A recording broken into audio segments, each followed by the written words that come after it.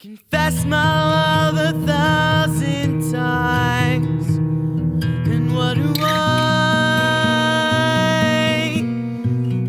I have to show for it? It's another disappointment, another explanation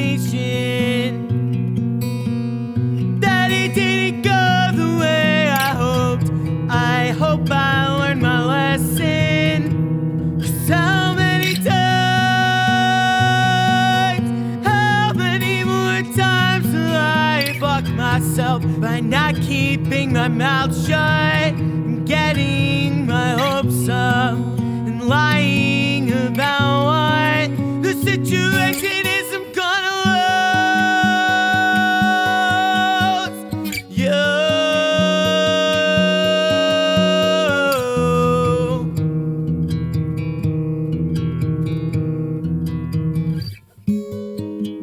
You were fine before I came back.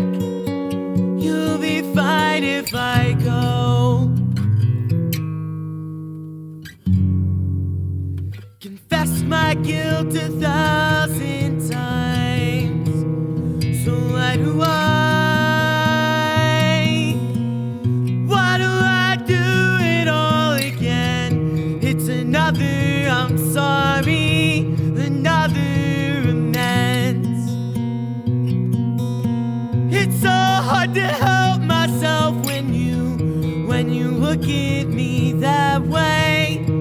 You say it's the eyes. God, it's those eyes. I am defenseless. I'm lost in a second and standing here breathless, making my exit to give you guys the chance I gotta lose you.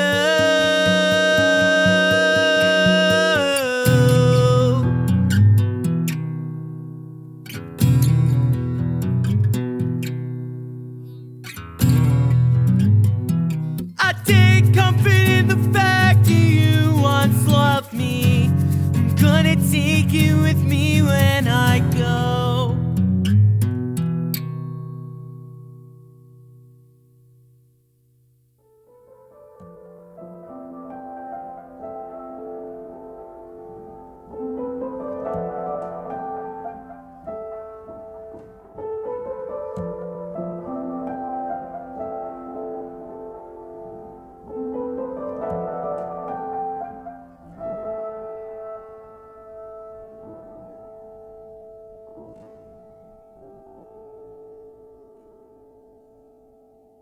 Okay, week 7, It's the Eyes. This is a song I wrote about a very dear friend of mine. Sorry, my chair's creaking. A song I wrote about a very dear friend of mine. Where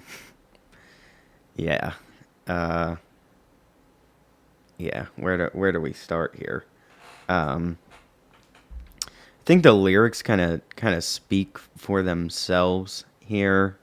The only thing really worth highlighting here, well, highlight the line, "It's the eyes," because that, comes back a little bit later. I think week 24 is called "It's Not the Eyes." Well, we'll get there when we get there.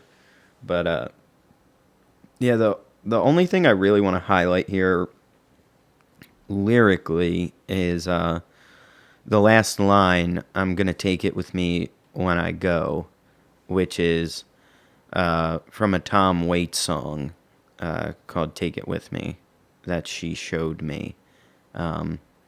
Absolutely fucking gorgeous song. If you can, get past the rough, the roughness of especially late Tom Waits, it's worth it. It's worth seeing it out. Songs, Mule Variations, that record is incredible. Yeah, so she put me on to that. Um, and I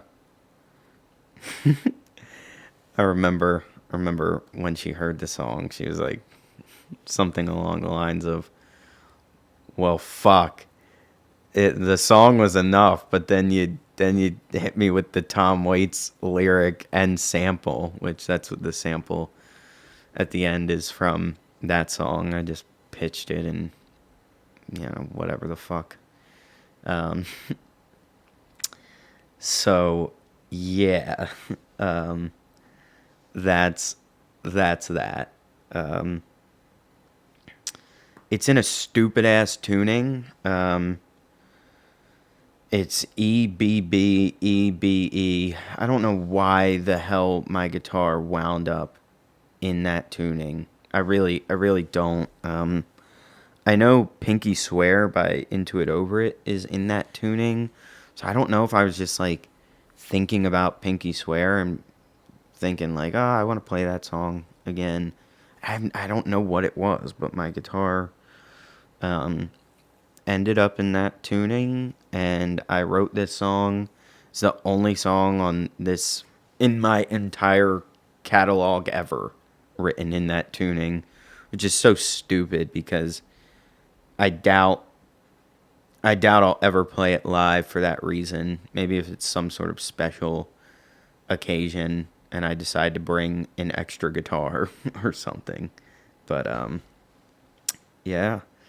Uh writing it was pretty straightforward. This was one that I feel like was written completely out of Pro Tools. Um a lot of the time I'll like lay the guitar down and then do the vocals just so I can have that like freedom, and not have to work out the independence issues. Um, Thing to note recording wise here was I normally my go-tos for acoustic guitar are I do an SM81 pointed around like the 12th or 15th fret and then kind of throw one over the shoulder. Um, I don't know. I read it on some forum, tried it on a Dylan Coverdale song, and it worked out really great. It sounds awesome. Um, that's my go-to if I'm like recording someone else, or if I have like time and another person to help me out. So another person being Jack. If Jack's around, I'll do that. But because of the nature of this project, it's just so much more easy to. I always have the 7B next to the desk, and that's what I do like 90% of the vocals with. But I was like, let me try something new. So I used one of Jack's Aston Spirits on acoustic guitar. And I think it sounded really good for some of it. And I think that the one part around the ending where it does that kind of like bling ding ding ding dong bling dong. I can't sing the guitar parts. But I think it sounds pretty bad on that. Maybe not like final product, but I remember just having to like fuck with it so much, and I was like, this is not worth it. And I think all like every other acoustic guitar recording on the Year in the Life thing that wasn't my phone or some dumb shit that we tried, just for a song. It's all the 7B because recording acoustic guitar by yourself just for us for me takes so much patience, and it's so annoying, and it's just tough to have to like work the recording software while not moving, you know like your guitar in relation to the mic. It's just such a delicate process and really not made for one person in my mind. But yeah, that's kind of just kind of go with the 7B because it's the easiest, and I've gotten really comfortable with just like how to compress it and EQ it and to where it's, good, passable, whatever. I think I also did the vocals for this song with the Aston. Again, like dug dug the clarity that you get out of a like condenser, like sounded nice and whatnot, but for sake of convenience, like the 7B is just so much less finicky and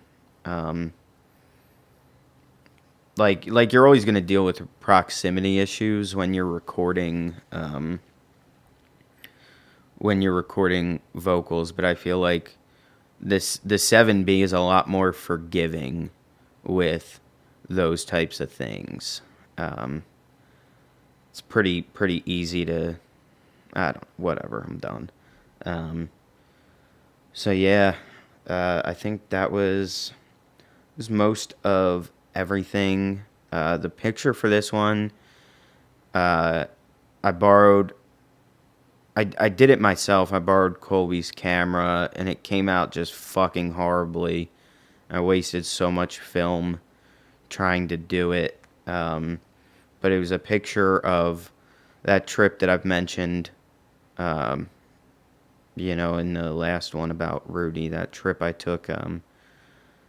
She asked me to get her a rock from, I think she just asked for one from Colorado, but I got her and I a rock from each of the places that I went.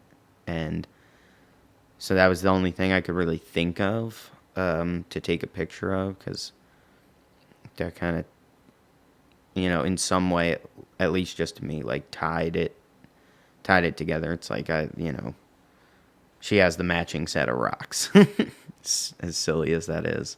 But yeah, the picture just came out incredibly fucking bad, and was super frustrating to do.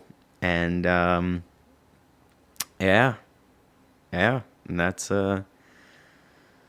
that. So, all right.